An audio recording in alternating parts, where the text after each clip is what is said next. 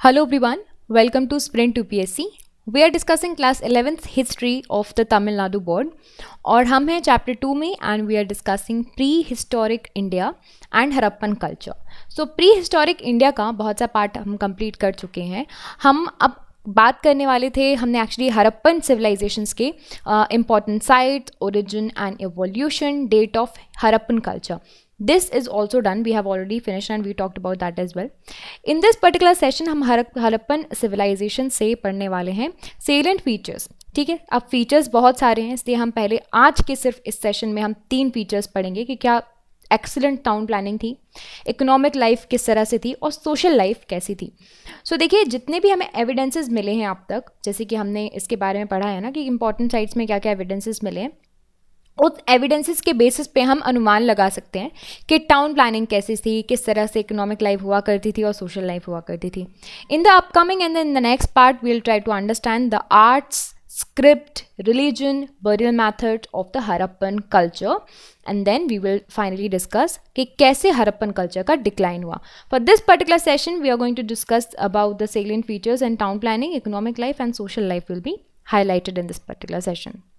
सो पहले स्टार्ट करते हैं टाउन प्लानिंग के बाद से. सो देखिए, ये हमने जो अब तक प्री हिस्टोरिक कल्चर पढ़े हैं उसमें प्रॉपर टाउन प्लानिंग धीरे धीरे स्टार्ट हो रही वाली थी. ठीक है, हड़प्पन कल्चर में आपको प्रॉपर टाउन प्लानिंग मिलेगी. कैसे? एक्सीलेंट फीचर मिलेगा आपको. यहाँ पे जो घर हैं, जो रोड्स हैं, इनफैक्ट वो आपको 90 डिग्री एंगल्स पे ये जो रोड्स हैं वो कट कर रही हैं, है ना. एंड आपकी जो स्ट्रीट्स एंड लेन्स हैं they are cutting across one another almost at 90 degree right angles. ठीक है, तो इस तरह से पूरी की जो पूरा सिटी है उसको रेक्टेंगुलर ब्लॉक्स में इन्होंने डिवाइड किया था. सोचिए कितनी एक्सीलेंट टाउन प्लानिंग थी इनकी, है ना, कितना अच्छा इंफ्रास्ट्रक्चर इन्होंने बना के रखा था. सो यहाँ पे आप देखने मिलेगा, हड़प्पा हो चाहे मोहनजोदारो हो चाहे कालीबंगा हो, हर एक में आपको उनका खुद सीटाडेल मिलेगा. There will be a citadel build. तो एक क्या होता है ना, जैसे कि एक सिटी है, suppose this is a city. Okay, अब सिटी में एक किंग के लिए या फिर जो अपर फैमिली रहती है उसके लिए थोड़ा ऊपर ऊंचाई पे एक घर बना दिया जाएगा, अब जिस भी तरह का घर हो, और नीचे वाले एरियाज भी होंगे जहाँ पे बाकी के लोग रह रहे होंगे.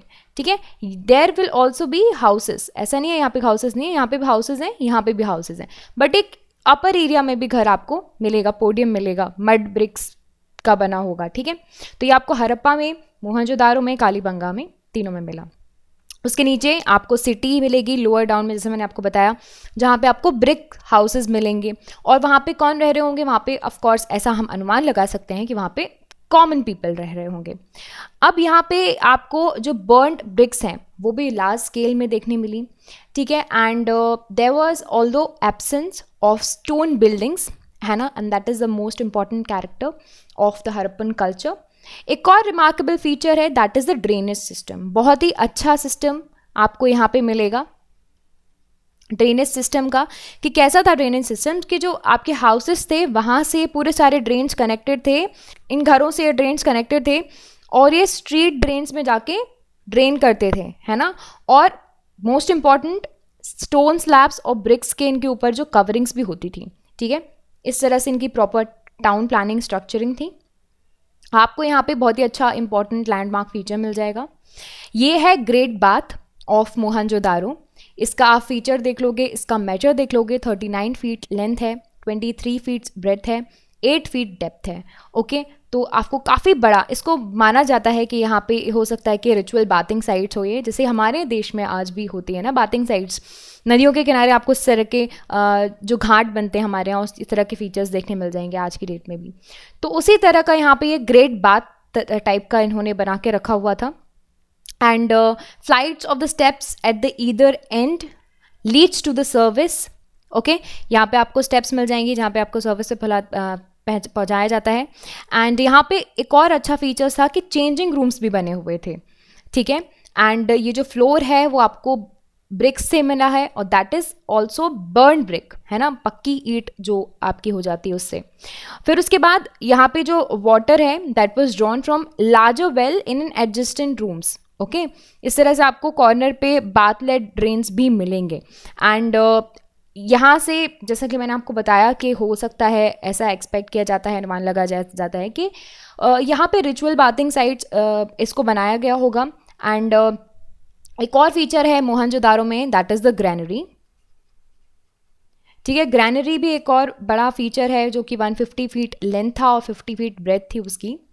But the citadel of Harappa we as find it was like as many as 6 granaries. अब बात करते हैं इकोनॉमिक लाइफ की। सो इकोनॉमिक लाइफ की अगर हम बात करें, so there was a very much progress as compare to the previous civilisations. यहाँ पे आपको सारे स्फेयर्स में प्रोग्रेस मिलेगा, एग्रीकल्चर में भी मिलेगा, इंडस्ट्रीज़ में भी मिलेगा, यहाँ पे क्राफ्ट्स और ट्रेड भी स्टार्ट हो गया था। वीट और बार्ले मेन क्रॉप थे जो कि ये लोग जो ग्रो करते थे। उसके अलावा भी बहुत सी चीज़ें थी, जैसे सीसमे हो गया, मस्टर्ड हो गया, कॉटन हो गया। एंड ये जो ग्रेनरीज हैं उसमें सरप्लस में ग्रेन्स को स्टोर किया जाता था। आपको बहुत से ग्रेनरीज भी मिलेंगे यहाँ पे। उसके बाद एनिमल्स को भी डोमेस्टिकेट किया जाता था, जैसे कि शीप हो गया, गोट्स हो गए, बफेलोज हो गए। ठीक है, तो यहाँ पे 2 चीज़ें अब तक हमने पढ़ ली कि किस तरह से यहाँ पे आपने देखा कि ये प्रोडक्शन करते हैं, ग्रेन प्रोडक्शन। ठीक है, ग्रेनरीज बना दिया, फिर उसके बाद डोमेस्टिकेशन ऑफ एनिमल, ये भी चीज़ स्टार्ट हो चुकी थी। यहाँ पे द यूज़ ऑफ हॉर्स अभी तक आपको यहाँ पे एस्टेब्लिश नहीं हुआ है कि हाँ हॉर्स भी यूज़ किया जाता था, बट दूसरे एनिमल्स को हंट किया जाता था फॉर द फूड रिक्वायरमेंट्स, जैसे कि deer. Specialised group of artisans भी हुआ करते थे ऑफकोर्स, क्योंकि ये सारी चीज़ें तो कोई ना कोई बनाया गया, जैसे गोल्ड स्मिथ हो गया, ब्रिक मेकर्स थे, स्टोन कटर्स होंगे, वेवर्स होंगे, बोट बिल्डर्स होंगे और टेराकोटा मैन्युफैक्चरर्स होंगे। Why we have found out these things? Because we knew about these certain activities that were happening through the through the evidences that we found. So उससे हम ये सारी चीज़ें expect कर सकते हैं और हम ये सारी चीज़ें अनुमान लगा सकते हैं इन सारी चीज़ों के बारे में।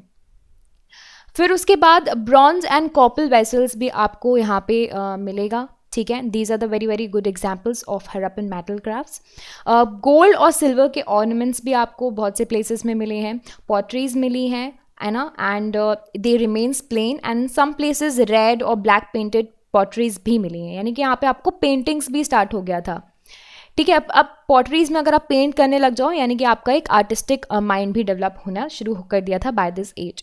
फिर उसके बाद आपको यहाँ पे मिलेगा beads. They were manufactures from a wide variety to semi precious stones is well, and internal trade भी हुआ करता था as far as your foreign trade is concerned, वो भी हुआ करता था। फॉरेन ट्रेड के बारे में अगर हम बात करें तो बेसिकली ये लोग जो उस वक्त में उनके पैरेलल सिविलाइजेशंस जो चल रहे थे उनके साथ, जैसे कि मेसोपोटामिया, अफ़गानिस्तान, ईरान, तो यहाँ से मेजर ट्रेड करते थे। किस चीज़ों का ट्रेड करेंगे? गोल्ड, कॉपर, टिन और बहुत से सेमी प्रेशियस स्टोन्स हैं वो इंपोर्ट किए जाते थे। सो क्योंकि देखो ऐसे ही पता चलता है कि सिमिलर टाइम पर वहाँ पे अगर कोई चीज़ प्रोड्यूस की जा रही है या फिर वहाँ पे वो चीज़ फाउंड की जा रही है और यहाँ पे भी सिमिलर चीज़ मिल रही है, तो इसका मतलब है वहाँ से लेकर आई गई है। फिर उसके बाद main exports were several agricultural products. When we talk about the export products, agricultural products export किए जाते थे, such as wheat, barley, peas, oil seeds, जो भी यहाँ पे आपको लार्ज प्रोडक्शन में मिलता था। उसके साथ साथ there was a variety of cotton, goods, pottery, beads, terracotta figurines and ivory products. And बहुत से एविडेंस ये प्रूव करते हैं कि इंडस और सुमेरियन पीपल के बीच में there was a very good evidence of the relations of the trade, और बहुत से सील्स मिले हैं इंडस वैली में। एंड लाइक बहुत से सील्स हैं इंडस वैली के जो कि मेसोपोटामिया में मिले हैं। एंड यहाँ पे अगर हम ट्रेड की बात करें तो हो सकता है कि मनी के टर्म्स में तो ट्रेड नहीं होता होगा। सो जब मनी के टर्म्स में नहीं होता होगा तो बार्टर सिस्टम में होता होगा। सो ऑफकोर्स वो सपोज बोलते हैं कि हम आपको किसी तरह का स्टोन दे रहे हैं तो आप हमें वीट दीजिए, है ना, barter system, basic barter system, उस तरह से it was expected. And seals और terracotta models of the Indus valley reveals that कि यहाँ पर आपको bullocks, carts and oxens they were in the used for the land transport and boats and ships for the rivers and sea transports. ये भी आपको evidences यहाँ पे मिल जाएंगे. Now talking about the social life में आपको यहाँ पे बहुत से भी एविडेंस मिलेंगे कि अब बहुत से एविडेंस है जिससे आप जो आप है अनुमान लगा सकते हैं कि आपके हड़प्पन सिविलाइजेशंस में किस तरह की सोशल लाइफ हुआ करती होगी. सो यहाँ पे ड्रेसेस देखें हम अगर मैन और वुमेन की, तो वहाँ पे आपको बेसिकली 2 पीस क्लोथ्स मिलेगा कि एक अपर गारमेंट्स और एक लोअर गारमेंट होगा.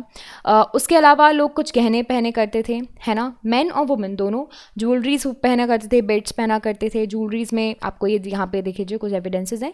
आपको कुछ बैंगल्स मिलेंगे, ब्रेसलेट्स मिलेंगे, फिलेट्स, गर्लेट्स, एंकलेट्स मिलेंगे, ईयरिंग्स मिलेंगे, है ना. बहुत सी चीज़ें, फिंगर रिंग्स भी आपको यहाँ पे देखने मिल जाएंगी. So these were major jewelleries were worn by women.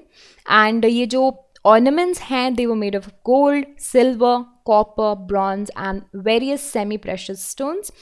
And इसी को यूज़ किया करते थे वो in the use of the cosmetics. So by this we can conclude that the use of cosmetics were very prominent, and you can say the use of cosmetic is common. Various household articles जैसे कि pottery मिला है ना, stones, shells, metals, ये सारी चीज़ें मिली हैं मोहनजोदारो में. फिर उसके बाद स्पाइनलेस नीडल्स, कॉम्स, ये सारी चीज़ें भी आपको यहाँ पे, नाइफ्स वगैरह मिले हैं. एंड चिल्ड्रंस टॉयज़ भी यूज़ किया करते थे. अब वो क्ले के चार्ट्स बने होते थे या फिर मार्बल के बॉल्स या फिर कुछ डाइसेस वगैरह भी मिले हुए हैं. Fishing was a very regular occupations, while hunting and bull fighting was pass time jobs.